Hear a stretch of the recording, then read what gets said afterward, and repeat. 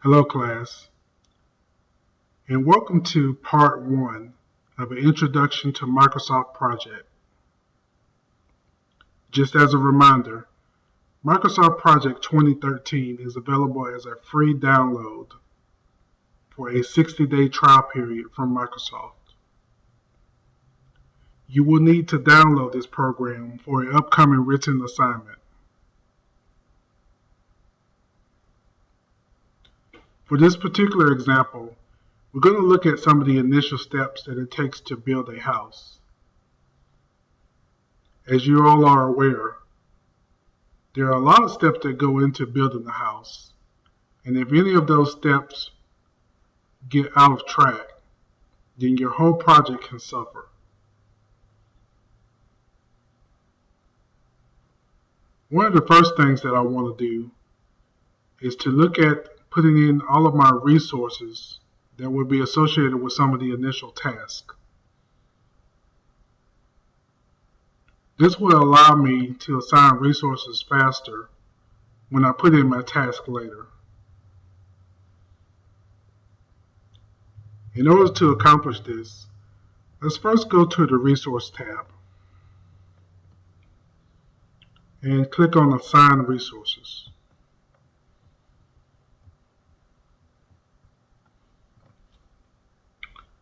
So let's put in a few resources. Homeowner,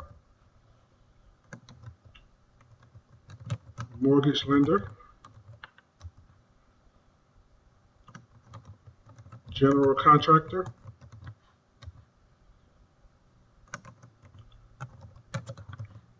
architect,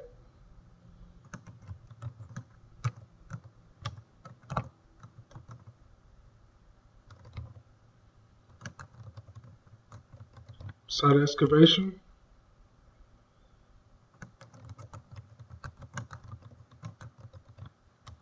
electric contractor,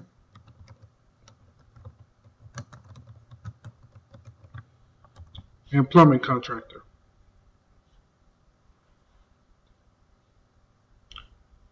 So let's see what other information you can do with each resource. If I double click on a resource, let's say architect, this resource information field pops up. So from this point, you can actually change the resource name, add in the email address,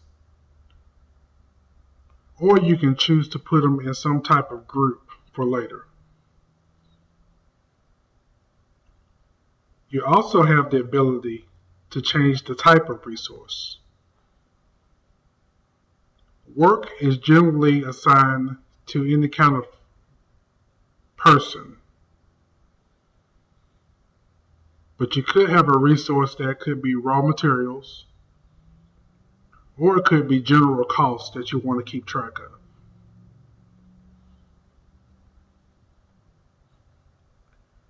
This screen also allows you to change the person's working time. So let's click on that. So under your Change Working Time screen, you will see a calendar of the resources available time. By default, Microsoft Project schedules everyone on an 8-hour shift on a 5-day week schedule. But let's say you had a resource that was only available certain days of the week, or they were available on the weekend and holidays. This would be the screen that you would put in those type of exceptions to make sure that their time was accounted for accurately. You also have the ability to change the base calendar under this screen. So you could have a 24-hour calendar, or you could have a night shift calendar. For this particular example, we're going to leave it in as standard.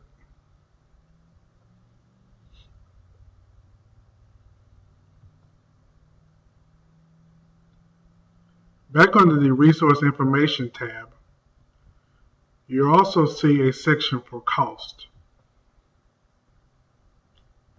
This allows you to put in an hourly rate or an overtime rate for your particular resource.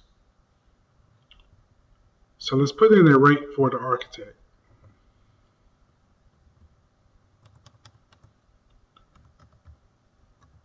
I'm going to put them in as $121.12 per hour.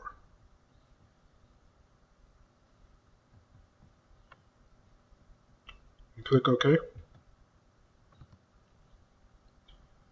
Now, when you go back to the Assign Resources screen, you will see that your resources have been sorted. By default, Microsoft Project will sort your resources by alphabetical order. So it's very important that you keep track of what information you've entered for each resource when you come back to this screen. This will ensure that you accounted for all of the resources' time and also their cost accurately. So let's put in some more cost information. Next will be the electric contractor.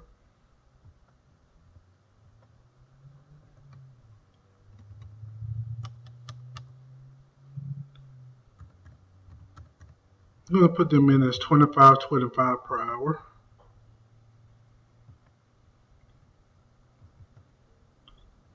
General contractor.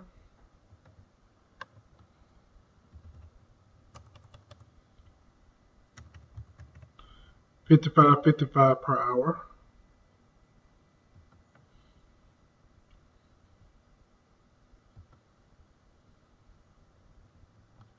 For the homeowner and mortgage lender, I'm going to leave those in as 0 for right now.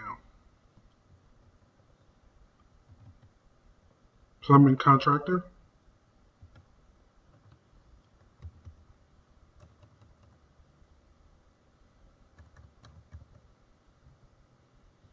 $44.44 per hour. And site excavation.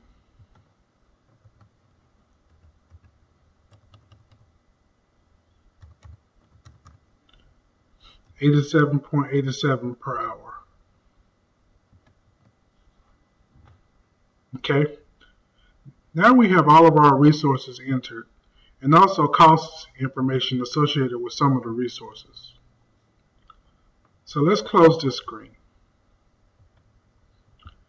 Next, let's look at the general project information for this particular project. So if we go to the Project tab and click on Project Information, you will see some of the general information about this particular project. Here is where you can change such information such as your start date. For this particular project, I'm going to change the start date to June the 2nd. You will also see a feature that allows you to change how the project is scheduled. For example, right now everything is going to be scheduled from June the 2nd. But let's say I wanted to put in a particular finish date. If you had a project that had to be completed by a certain date, and you want to schedule your tasks to go all the way up until that date, you may choose this particular feature. For this project, I'm going to leave everything as starting from the project start date. Under this window, you can also change the calendar type as well. So you can recall when you were looking at the different resources, you could change their calendar to 24 hours, night shift, or a standard calendar. I'm going to leave this project in as a standard calendar.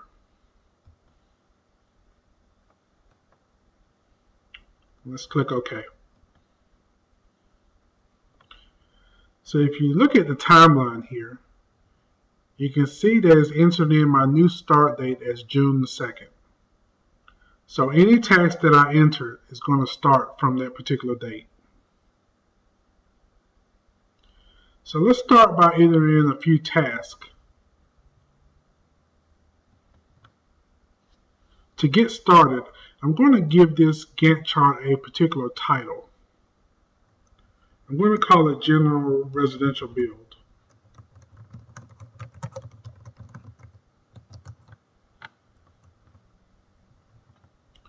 You can see a little question mark popped up next to the window here.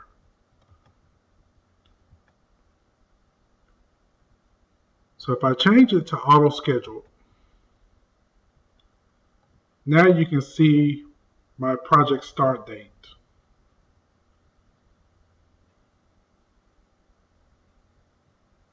You want to make sure that everything is auto scheduled.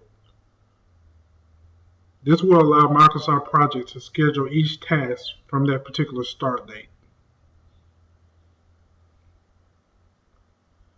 So let's put in a few more tasks. First, I want to finalize the floor plan and develop an estimate.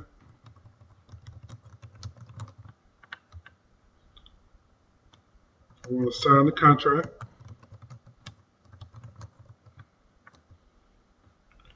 And I also want to apply for permits.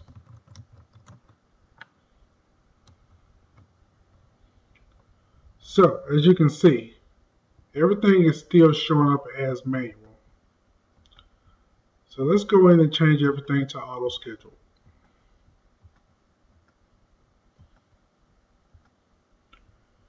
So now you can see it has everything started on June the 2nd.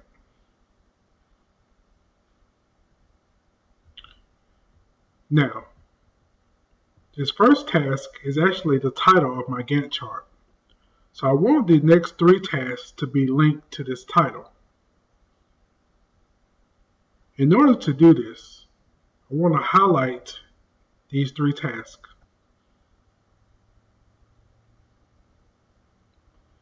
Then you want to go to your Tasks tab. And here you will see an icon that has a green arrow pointing to the right. This is the symbol for Indent Task. So as you can see from the screen that just popped up, it's saying that this task becomes a subtask. So all of these 3 tasks are going to fall under the residential build. So as you can see, when I clicked on it, it tabbed over these particular tasks, and your residential build went to bold. So that means that these 3 tasks are now associated with the overall residential build.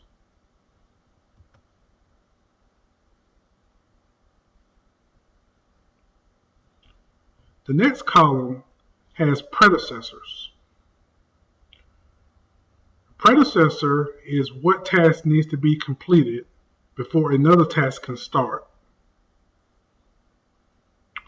So for instance, let's say that I don't want to do anything, I don't want to sign the contract until I finalize my floor plans and develop an estimate.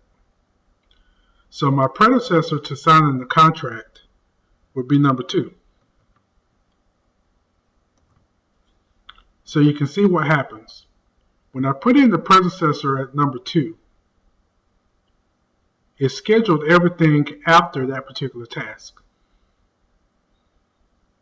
So now signing the contract is going to come after I finalize the plans. We can do the same for apply for permits. Let's say I couldn't apply for any permits until I signed the contract. So my predecessor would be number 3. So you can see what's happening now. My residential build has gone all the way up to 3 days. And each task has a day associated with it. By default, Microsoft Project will put in each task as taking 1 day. But you can change the duration by clicking on the box and adjusting the time up or down, depending on the particular task.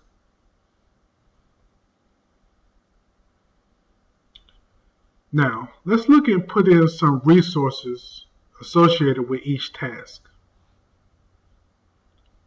There are two ways to do this. The first way, if you click in the box and then you click on your drop-down menu, you will see all of the resources that I entered in earlier. So these are my available resources to choose from.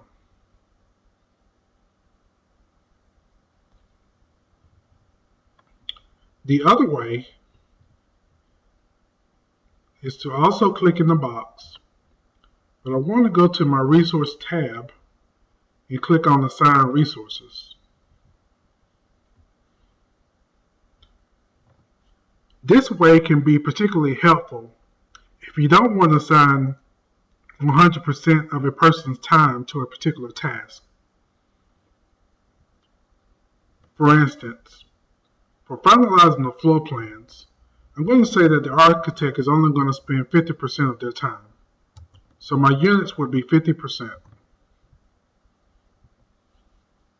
So you can see that the cost pops up associated with the architect. Remember, the architect was entered in as a $121.12 hourly rate. So since I'm only using 50% of their time, I'm only going to use 4 hours from them for this particular task. We can do the same with, let's say, the general contractor, also 50%. So you can see as I start to assign resources to this particular task, Microsoft Project will bring them to the top. And you can identify that they've been assigned with these check marks. And you will also see it on your Gantt chart. So for this task, let's say the homeowner was 15% and the mortgage lender was 15%.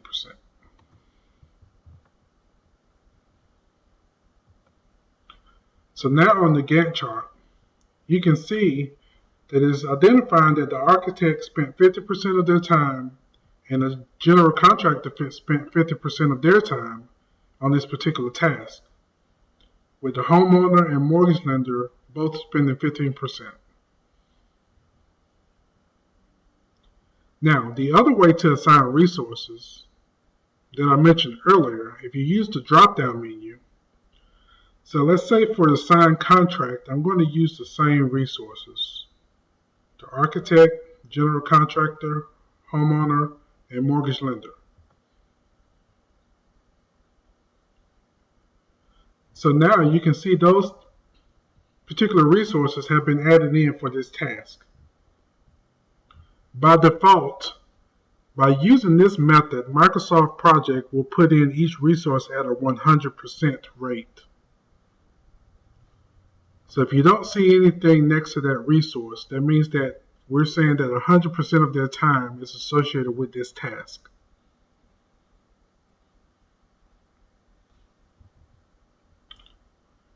For the next one, let's say the general contractor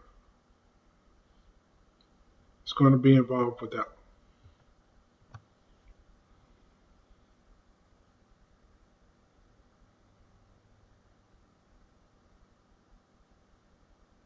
Okay? Well, this concludes part 1 of your Introduction to Microsoft Project 2013. Next time we will look into entering more tasks and look at some of the other features that Microsoft Project has to offer.